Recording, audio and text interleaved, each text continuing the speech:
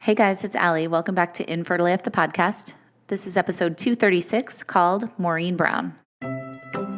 This podcast is sponsored by RECEPTIVA DX. RECEPTIVA DX is a powerful test that has helped thousands of women who have experienced recurrent pregnancy loss or IVF failure. The test helps detect inflammatory conditions of the uterus that might be preventing you from becoming pregnant or staying pregnant. The most common underlying condition of a positive RECEPTIVA DX test is endometriosis with or without symptoms. If you or someone you know has struggled with IVF, RECEPTIVA DX may give you the answer and treatment protocols that you're looking for. Talk with your doctor about RECEPTIVA DX because the journey is so worth it.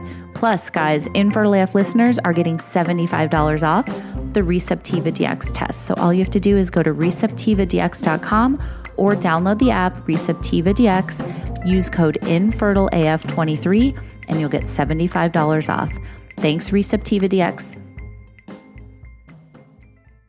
Okay, guys, today I am talking to a really cool woman. Her name is Maureen Brown, and she is the CEO and co-founder of Mosie Baby, which is an at-home insemination kit that she co-created with her husband. So she's going to tell us the whole story about how after struggling to conceive for 2.5 years, they started looking for a way to at-home inseminate. And when they couldn't find what they were looking for, they decided to make it. So she's going to tell us all about her infertility journey, creating this incredible product, which is also now a line of products. They have other things as well.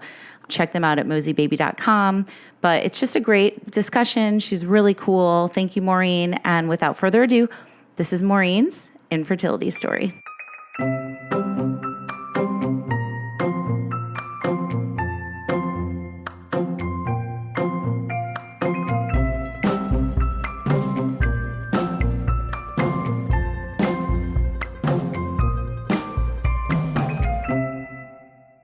Hi, Maureen. Thank you so much for doing this today. It's great to meet you. Hi, thank you for having me. I'm so excited to chat with you. Good, me too. So I always start with the question about what it was like for you back in the day. Did you always want to be a parent? I love this question. And honestly, not sure if I did. I mean, there were times in my life where, you're 5 years old and you're like, I'm a mommy. I want to be a mommy. Mm-hmm. But then I know when I was in kind of my late teens, early 20s, I was really evaluating whether or not it was something that was important to me. And then continued that feeling for a while, just, knowing that I had a lot I wanted to accomplish in my life. And that trajectory doesn't always align with being a mother. And so eventually, though, the moment I really did want to have children and knew I wanted to be a mother was when I fell in love with my husband. Mm-hmm. And just really felt this powerful feeling of wanting to have children with him. I love that. That truly is when it came into my life. And we were very open about that early on in our relationship because he's about 10 years older than me. Mm-hmm. And so we had that conversation, our second date, basically of like, do you want to have kids? And then it really kind of hit me as we got to know each other. That I was like, God, I really like this guy. And, I fell head over heels for him immediately. And yeah, I would have his babies. Amazing. So that's kind of where it came from for me. So were you guys on the same page about family building? We were, yes. He wanted children. And I think in many ways it was a similar feeling for him. He was not on the fence, but just, open to being childless, I'll say. And very quickly we knew that we had strong feelings for each other. And we were married within a year. So we had kind of fast-tracked that part of our relationship and openly discussed it, but knew we wanted to be married for a little bit first before we tried to have kids. And so it was always a part of our life that we envisioned together to have a family. So fast forwarding a bit, what happened when you guys started to try? Was it easy? And I'm guessing since you're on the show, when you're heterosexual and you are intimate and having sex and you don't have any issues, just with intercourse or, any of that part's kind of easy at first. Right. Mm-hmm. But then, there's a little bit of excitement that you're, quote unquote, pulling the goalie, as some people say, you've release the hounds. You've got all these phrases you can say, but essentially, I when like you that. stop, Release the hounds. It's very Simpsons-esque. let them go, but essentially, when you knowingly stop using any sort of contraception, I think we all have this thought in the back of our head, like, ooh, it can happen at any moment. Mm-hmm. And so that was us. We thought, we're healthy. This is going to happen, a couple tries. And, we'd have a child in our arms in a year. And for us, and for anybody who knows me already and knows that we have a business around fertility, it did not happen like that. So, our journey took a little bit of a curve and a little turn that we weren't anticipating. So what did that look like? What was the pivot that you had to make and the plot twist, as it were? So I think this is, so many women's stories. I didn't know anything, truly. Same. I didn't even know until later, after I'd been trying for like probably 2 years at that point, when my period actually started. Like it's the first day when you bleed red, and not like I would have a lot of spotting leading up to my period or after my period. And so it just was unclear to me that I was even tracking it right. And I remember my husband, he had his annual checkup or something, and he came home and he had told his doctor that we were trying to conceive. And the doctor said, well, you need to try 14 days after your period starts. And so that was some of the advice we got early on, right? From my husband's primary care physician. And that's really when ovulation is. And at the time, I started also to get a little frustrated and concerned. But after about 6 months, 7 months, it gets a little uneasy on the sexual side, because you're starting to like feel pressure and emotions. And so I did start seeking out answers where I could. And the internet this was, gosh, what year were we talking? 2012. It's changed a lot in the last decade. On what's available. That's kind of when I was going through it too. I love how you say it gets uneasy. Like that's such a kind way of putting it. Like it's fucking terrible. Like having sex on demand and sex to have a baby when it's not working. It's awful. Or it was for me, at least, Yes, exactly. And at that point we weren't fully like in the zone where you are peeing on sticks all the time and trying all the things. And now there's just way more information. So there's a blessing and a curse from the early 2000s, 2010s to where we are today. There's a blessing because so many more people are talking about it. Your podcasts exist, right? Like these things have opened up and there's a lot of information out there. There is. Some of it's real, some of it's fear mongering, some of it's accurate, some of it's BS. There's a lot of products now. Right. So navigating that now, I feel for people as much as, I went through my experience with maybe not as many products and support groups and podcasts. I almost feel like it's still just as terrible because you don't know what is what. And, it's an interesting point. We're here, we want to educate you as much as possible. And, we've done things, we have a new iteration of our instructions where we include a diagram of the vagina with, what's what and the clitoris and a lot of reasons for that. But, because women just truly don't have the opportunity to learn safely about their bodies, and neither do their partners. Totally. I definitely want to talk about Mosie Baby, which is the product that we were just talking about in the company. So we'll get to that in a moment. But before we do that, I think it's interesting that you say that it's kind of a blessing and a curse with all these resources out here and all this information. I feel kind of the same way too, sometimes, where I didn't know, I was almost in like ignorance is bliss when I was going through IVF, because I didn't know how hard it was going to be. And I didn't know how, I knew the odds, but I didn't know how lucky I was, because my personal story was that I had one healthy embryo. I only did one round of IVF and that was it. That was my Hail Mary. It was secondary infertility. So we were going to be a family of 3 if it didn't work. It did end up working, thank God. And now I have my son who's 7.5, but I didn't know now that like for it to happen on the first round is so rare. So that for me is the lack of information, because I wasn't in a community. I wasn't in a group like Fertility Rally or something like that, so I see it from both ways. But yeah, it's an interesting point that you made. Yeah, for sure. How do you think somebody can sift through kind of the myths and the bullshit and the stuff that's not good? Like, how do they seek out like what's authentic and what's true and what's real and what's healthy and all that?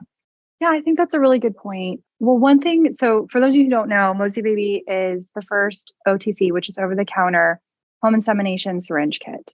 Mm-hmm. So we had our own difficult journey to conceive, which we kind of hinted at, where I was diagnosed with, well, we were diagnosed as a couple with unexplained infertility. And we're really frustrated that we didn't have anything we could try on our own at home before going through more expensive invasive procedures.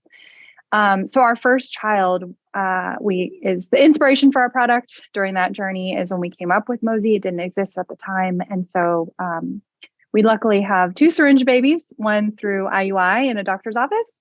And then our second is the first Mosie Baby. So, and he just is turning 7 in a few days. So we were right, time-wise in the same. Had we known each other at the same time, gosh. Maureen, we could have been calling each other. The reason I bring that up is because there are some things that you can do to just figure out whether or not, the information you're reading is accurate.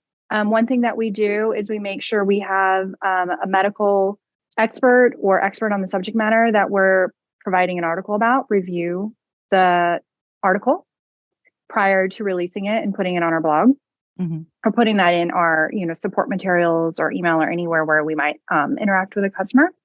So just look to see, like, has this article been reviewed by somebody who actually knows what they're talking about, right?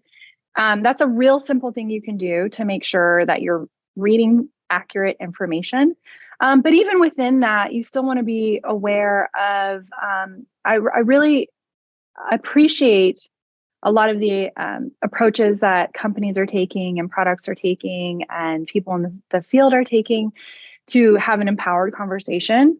I also want to point out that there is sometimes some, look out for anything that says get pregnant fast or pregnancy guarantee sometimes, gives me pause. Or I agree. They're shouting about like tons of numbers. Like I saw an ad the other day for another company that I know does not have the numbers they're talking about. And, they shall remain unnamed, but they had said, 100,000 pregnancies this year already or something. And I'm like, you guys haven't even you've only sold a few thousand, like if you're lucky, right? So like there's no way that you've created 100,000 pregnancies this year. And it was like, it's August. So I just think, you have to be mindful of really grandiose claims. Right. And you have to be mindful of who's presenting you the information. And then the other thing is fear mongering. As a woman, as a female, as someone with a vagina, we have a history of being told to stay away from our vagina. It's fragile. Don't touch it. It's dirty. Anything that goes in there can compromise it immediately. It's this really delicate thing that you should never touch. And it's only there for male pleasure. And so look at the way they're talking about the product. Look at the way that they're talking about the use of it. Look at the way that they're talking about your body. And try to pay attention to some of that, because I find it deeply upsetting that people, not a lot, right? Like I'm just really well versed of the femtech industry. So I see a lot of stuff. People should be empowering women to feel comfortable with their bodies and their vagina. And if you see anything that's playing on your fears about your body, your reproductive health, your uterus, your vagina, any of that, to me, that's a red flag. Totally. And I love that you say too, like a guarantee, like IVF is not a guarantee. It's a chance. IUI is not a guarantee. It's a chance. So much of this stuff is none of it's a guarantee. Even the best doctor, the best medical team in the world and all the best science, it's never a guarantee. You never know, something can go wrong. There's so many things that can go wrong. So I think it's important to, like you said, if you see somebody that's like, get pregnant quick, or I guarantee you're going to get pregnant, like that is like pump your brakes, because no, it doesn't work like that. It's not realistic. Yeah. I mean, and there are those moments where it does happen for people. And we are so grateful that happens for some people in that way. But you have to be realistic. And too many of us, especially now, I think, we're seeing just higher and higher numbers of people struggling to conceive. It's becoming very common. So there should be a contradiction in your brain of like, well, wait a minute, is Mm-hmm. this true? Not to say it's a bad product, but just like the marketing tactic may not be accurate for what you're looking for. Mm-hmm. Exactly. Well, let's go back to your story, your personal journey a bit. So tell me about that first IUI baby that you guys had. How can you tell me a little bit about that time in your Yes. lives and the process, and how many IUIs did you do, et cetera? Yeah. So my husband and I, we'd been married for a little while and we'd gone through that journey of like, up in the ante every month or two or a couple of months, reading books, doing diets. I gave up caffeine, all this kind of stuff that you just keep putting yourself through until eventually after 2 years, we were like, I guess we need to go into a clinic. And I knew it was going to be expensive and I didn't want to. So we started that journey, got tests, we'd already had some tests I'd done through my OB-GYN, and we did the HSG and all those things that you just get really excited about because you think, well, this little blood test or this HSG or this, maybe if I take this vitamin, okay. And then, 2.5 years went by and we're looking at IUI. And I remember, getting the diagnosis of unexplained infertility and just being extremely frustrated because I wanted to know what was wrong with me so I could fix it. Mm-hmm. And I couldn't fix an unexplained diagnosis. Right. So we also just felt like complete failures as human beings and really felt a lot of shame approaching that procedure. So we had to work through that as a couple. And I remember sitting in bed with my husband talking about, what the doctor had said. It's like, oh, well, we'll put you on 3 to 4 IUIs. And then after that, we'll do IVF. And it's like, I know they were trying to give us hope. Like we've got a plan for you and we're going to get you pregnant. But it actually really broke our hearts. And it broke our hearts and it broke us mentally thinking about the financial constraints. And so we had this conversation and we said, and I'd seen some people go through IVF and I thought, I don't know that is right for me. I was really concerned about going through that process. And I said, we talked through doing 3 IUIs. We could budget for it. We could afford it. And we were going to approach that conversation around IVF afterwards. But at that point, if we had to make that decision, I think we would have probably really struggled to say yes, just financially. So we set up, the whole process with our doctor to do IUI, and I ovulated on a weekend. So if you've ever ovulated on a weekend, and you may have experienced this, I don't know, but you got to pay extra because they have to come in on the weekend, and you have to come in on the weekend, and your husband has to supply his sample if you're, we were doing a fresh sample, and so it was a really stressful experience, calling them, I think it was like a Thursday or Friday. And then they're telling me, come in on Saturday because I knew my timing was going to be on the weekend. And so the first thing that morning, my husband had to wake up and produce a sample. And it was really stressful. And he told me, I don't think this is good. When we got into a fight, that morning.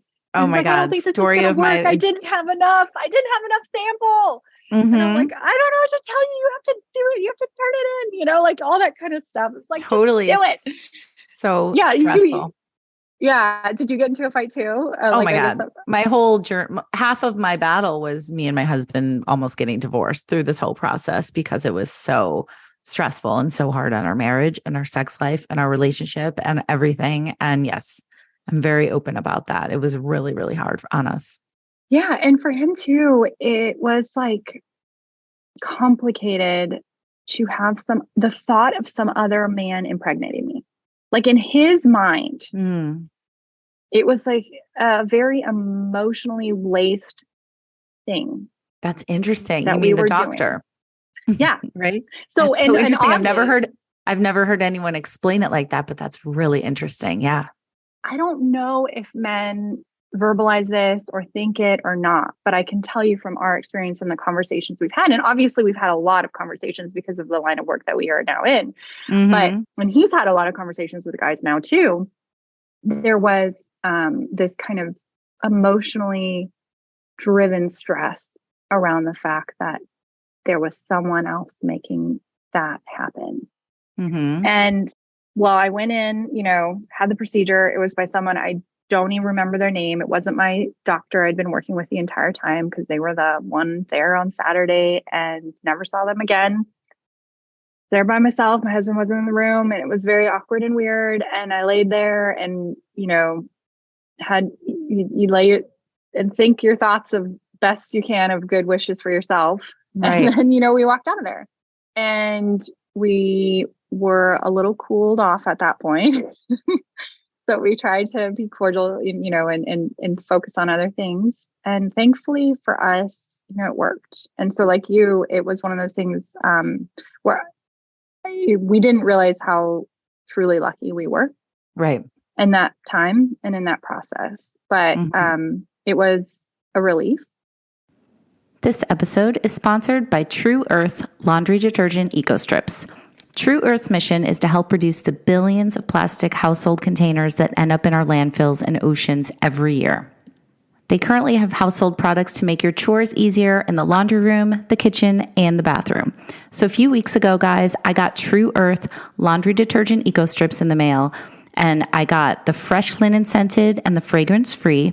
And on my next 2 loads of laundry, I used one of each kind. Okay, so I'm not exaggerating when I say that I am obsessed. These True Earth strips are smaller than the size of your hand. And all you do is take one out of the package, toss it in the machine with your clothes, and it makes everything come out fresh and clean and soft.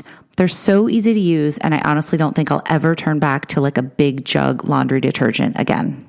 Let's talk about the packaging. It comes in a super compact recyclable paper envelope, and each one contains enough for 35 loads. To see the True Earth package sitting next to my giant plastic jug made me never, ever want to use anything but True Earth again. Think of the impact it has on the environment, and if people weren't using all of that plastic. I know that so many of you are into clean and toxin-free household products, so please know that True Earth is paraben-free, phosphate-free, free of added dyes, free of chlorine bleach, vegan, no animal testing, hypoallergenic, and readily biodegradable. It's also really travel friendly. I could go on and on. So here's the best part. You can try True Earth today at true.earth/infertileaf and use code infertileaf to get 12% off your order. Again, that's tru.earth/infertileaf and use code infertileaf to get 12% off today. Thanks, True Earth. We had already had this idea for Mosie and why we couldn't just do something simple at home. Like, why did this doctor have to do this to me? Mm-hmm. Why couldn't Mark be involved? Why was this so complicated when it really isn't, You're just transferring something from one place to another. And so we had already started designing and having conversations around that at that time, to kind of own that process and reclaim a little bit of that family building journey in the privacy of your own home. So we had that in the background, and we got pregnant, and we said, we still have to do this. It needs to exist. It just needs to happen. People need to have access. Right. Did you know anything about what kind of product, how you were going to create it? I'd love to hear the inner workings of your plan. And were you okay, we're going to sketch it out and we're going to send it to this how did it all come together? Yeah. So at that time we had sketches, kind of paper sketches of what I thought would be comfortable. We started looking into, length, what works, just starting to do the research on what's there, and couldn't find anything. Nothing existed at the time for home insemination, period. It just didn't exist. And so we ended up coming up with a design. We ultimately did get feedback from our own fertility specialists on, we brought them a prototype thinking they were going to shoo us out of the office. And they were like, I would use this on half of the patients that come in. Really? Here. So many people come in here and they're not ready for what we do, or they necessarily aren't a good candidate, and they, what we've discovered is actually IUI is often a form of overtreatment. Even IVF sometimes is a form of overtreatment for people. So, so there's a whole population of people who've been overlooked and underserved. Interesting. Yeah. So that's where we ended up, and we just kept going. We got patents, we, got quality and regulatory people involved and did it on the side. Honestly, it took us about a year and a half working on the side. And then after that, about another year and a half for me to leave my full-time job. Okay. So before you guys had this idea, was it literally, you hear the people joke about like the turkey baster or whatever. Was it literally that's what people are doing that didn't have something like Mosie Baby or an at-home insemination? Or so how are people doing it? We did that too. I mean, I totally skipped over that process, but like in leading up to our own IUI, this is how we kind of like bold, industrious people have been doing this for years, right? Like this is not new. The first documented artificial insemination, we'll call it. I don't like the word artificial, by the way. I have a whole thing I could tell you about why, but like nothing. I'd love to hear why, if you don't mind. Nothing artificial is happening. You're just the only thing that's called artificial insemination, and my understanding that I can figure out through hours of thinking is they're saying it's an artificial penis. Like think about this process and think about language and what we do. Is the sperm artificial? Is the uterus artificial? Is the vagina artificial? Is the baby artificial? Nothing is artificial in this process. That's interesting. Yeah. I feel the same way about like a natural birth. Like I had 2 C-sections and it's like, what's the opposite of natural? Unnatural? Like that makes it seem so stigmatized or like something's wrong with it, I agree with you so deeply. And so to go back though, like the artificial insemination, the first one that's documented, but language is so important that to think about this, it was by a man doing it to a woman. And, it's really born out of animal husbandry, like inseminating animals that were in our use, that we were using, like cows and whatever else was needed around the farm. And so the syringe method has been around for over like 200 years and probably even further back than we even know. But that method, is where we kind of found promise, and that nothing has really just ever been designed for the vagina or for the sperm. It was always appropriation. So people are appropriating turkey basters, literally. Right. We were appropriating everything we could find, and just thought it was like Goldilocks and the Three Bears. Yeah, semen was getting trapped in them, in the barrel or other parts of it. It felt awkward for me doing it to myself with all these weird shapes and sizes. Right. Yeah, and the collection method as well. So that's where we just thought somebody's got to optimize this. So what have you guys created that's so different from syringe, turkey baster, all that? Sure. So what we've done is we've designed it for this process. So the length is optimal. People think longer is better. It is not. You're going to end up bypassing the cervix and the cervical opening. We have a spray that is actually a little bit wider and mimics Mother Nature. So when you have a circular opening, it creates more turbulent flow. We have a patented slit opening, which mimics Mother Nature. So the male appendage actually has a slit opening. And that is because Mother Nature is brilliant and it is a gentler passage. So the slit opening allows for a little bit wider of a spray and longer spray. So we don't actually have to make our syringe longer because it's actually, I dare use the word ejaculating, but it's like, exiting from the syringe at a longer length than you would with a regular syringe. So there's a lot of thought that went behind this, as well as comfort for the end user and support. We have educational and supportive materials and educational and supportive instructions. We also have a newly designed cup for the male, which is a little bit more comfortable for them. You also don't want it to be too large. The collection cup, you might think at first, oh yes, larger is better for the man. But ultimately you end up having a wider range for the semen to spray.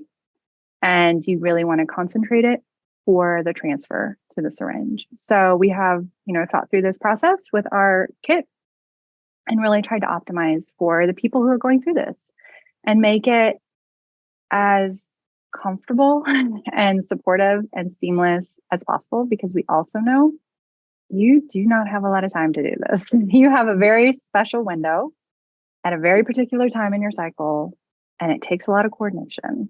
So you want to make sure that you have a procedure in place that is very simple to use, and people are ready to do it when they need to do it.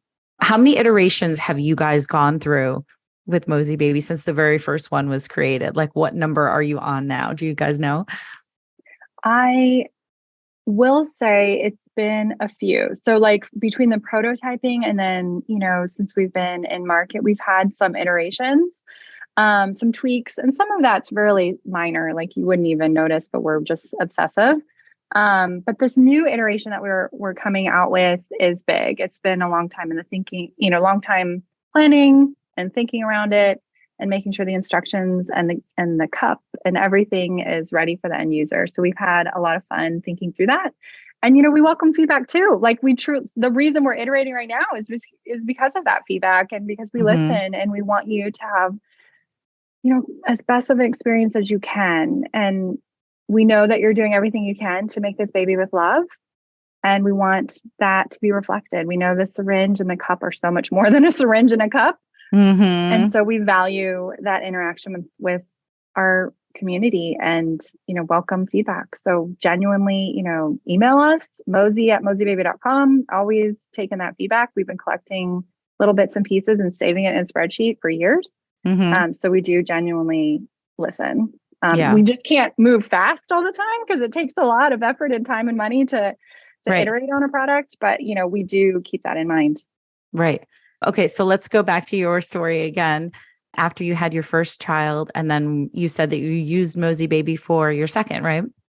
We did. So it was in the prototyping stage, I was trying without trying, right? Like I was putting things in my vagina. Let's just be real. Like I was trying them, Mark was trying them. So we're trying things out and making sure, it's comfortable for the end user and like effective in the sense that it's transitioning where it needs to go as best as possible. And we landed on our final prototype, and I knew I was ovulating one weekend, again on a weekend. And my father-in-law randomly, we weren't even planning any of this, but my father-in-law actually said like, hey, we have a free afternoon. We'll take your daughter and why don't you guys just go relax? And we thought, okay, we'll take you up on that. And ended up because we're geeks. So we're like, let's try our own product. Let's just make sure like this really works. And I said, you know what? I'm ovulating. Let's just like do it. Let's just do it. So we followed our instructions that we had. And that weekend we did it. We followed the kit, which comes with 2 attempts. So we did we followed the instructions, did the attempts. And lo and behold, I got pregnant. And so we were completely shocked. It had taken us 2.5 years for the first and 1 weekend for the second. We were not prepared for that. My husband took about 3 months to even fully believe I was pregnant. I mean, he knew it, but like mentally. But we were thrilled, right? Like this was amazing. It was such a gift. We were grateful, lucky beyond belief. And at that point, we realized we have to put this product out there. Like we know we can help a lot of people. And again, this is a journey for many of us. We did this product in this company because we knew this was a step that we needed in ours. And in part, to be honest, because we wanted to feel confident moving into those expensive, invasive procedures, knowing we had done everything we could on our own. Right. We wanted this as like that last checklist. Right. And we didn't have it.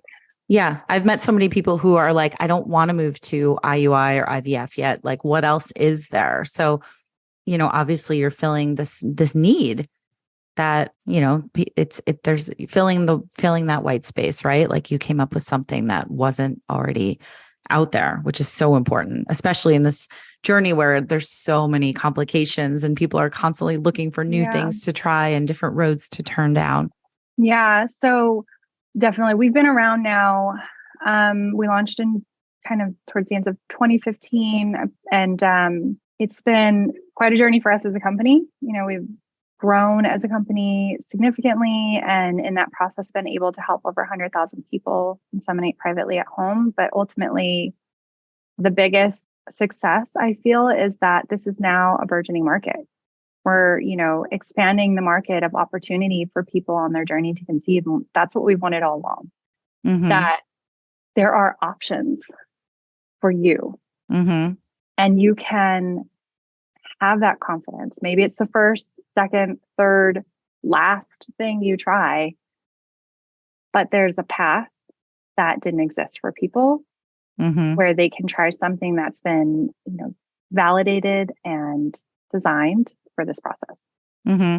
So who would you say is your best customer or like your ideal customer for this? That's a great question in the sense that, there's so many different reasons people find themselves in need of a product like this. It could just be because you love somebody who shares your same body parts and you happen to be in a same-sex relationship or marriage. It could be because you're a solo parent and you're ready to have your family. And then there's a lot of people who find us who experience pain with intercourse, or in fact, and we have a whole group of people who, experienced that and realized our product, our Mosie syringe, is really comfortable and easy. And, they're being forced to use all these dilators to try and have intercourse. And while that is part of their journey, they're able to still continue on their path to be pregnant by using Mosie. And then there's people like us who we probably would have tried this, 6-7 months in, just to give ourselves a breather from sex. And we sometimes say, we've seen this spoken in our community, and as much as we've said it internally, me and my husband, it's about keeping sex sexy and eliminating insemination, conceiving from that process. So you can have a separation where you are leaving insemination to Mosie, and those 3 days you can relieve that pressure. And this is the beauty. I truly feel what we've experienced and what we've seen from our community as well is there are some people who have wonderful relationships and they've had plenty of good sex, and this is breaking them. It's tearing them apart. And so the man can go do his thing and be like, hey, I left it on the nightstand. Yeah. And she can walk in and do her thing. Yeah. Some people want to do it together and they want that process. And I applaud that and I support that. And others are like, give me the control and the peace, peace of mind. And we can move on with our day. And Totally. we don't have to pressurize it. And there's another element, which I'll add. There's a lot of guys out there who struggle with intimacy and have issues completing sometimes with their own partner. And it's actually more common than we know.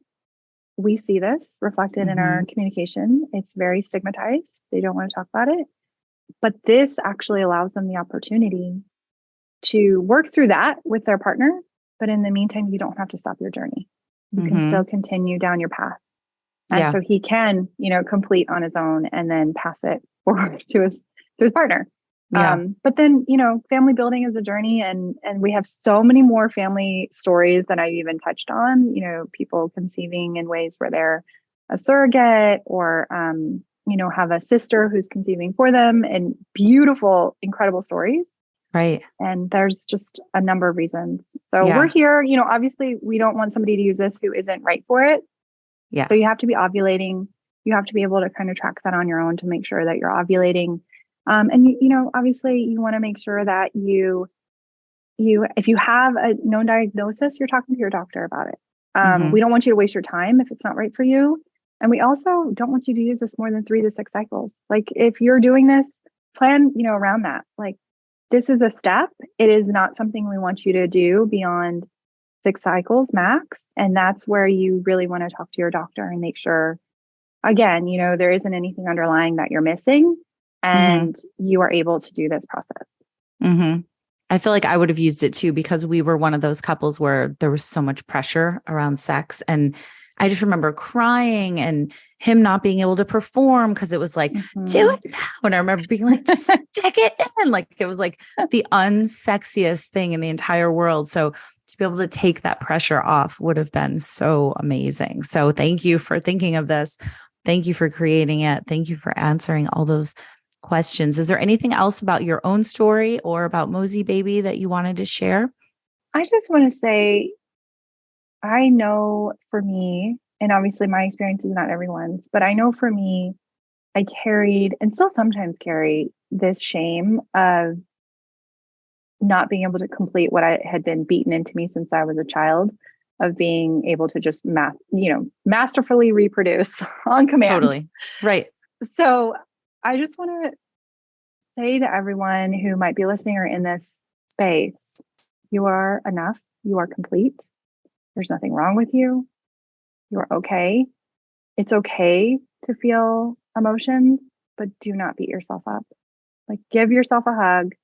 You are doing everything you can out of love. Like, this is all coming from a place of love for someone you have yet to meet. And that is a really powerful thing to think about, that everything you are doing is coming from a beautiful place. And so I just want everybody to take a breather, because I know I experienced a lot of this myself. And like I said, my journey is not everyone's journey, but we do carry a lot of that with us, and it's beat into us as women and people with vaginas, that you're going to do this because that's what you were biologically created to do. And know that you're doing it from a place of love, and just give yourself a hug. Give yourself a little bit of that love too, because it's important you have that.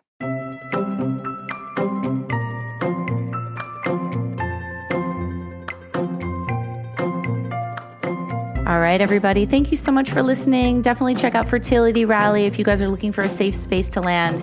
We are adding some more support groups in the fall, so we are available for anybody going through family building journey through assisted reproductive technology. We have so many different members going through so many different things. You will definitely connect with people who are in the same boat as you. I'm always here if you need anything. You can always reach out. If you have any questions, follow my Instagram at Infertile Stories. Follow our Fertility Rally Instagram at Fertility Rally. Check out our site at thefertilityrally.com, or just fertilityrally.com. You can email us at thefertilityrally@gmail.com if you need anything. But we are here for all of it. So it's the place I wish I had. It is the worst club with the best members, and we are here for you. So reach out. Thanks again to Maureen. Check out mosiebaby.com for all the stuff that they are offering. And I will talk to you guys next time. Sending you so much love if you're having a hard day in particular.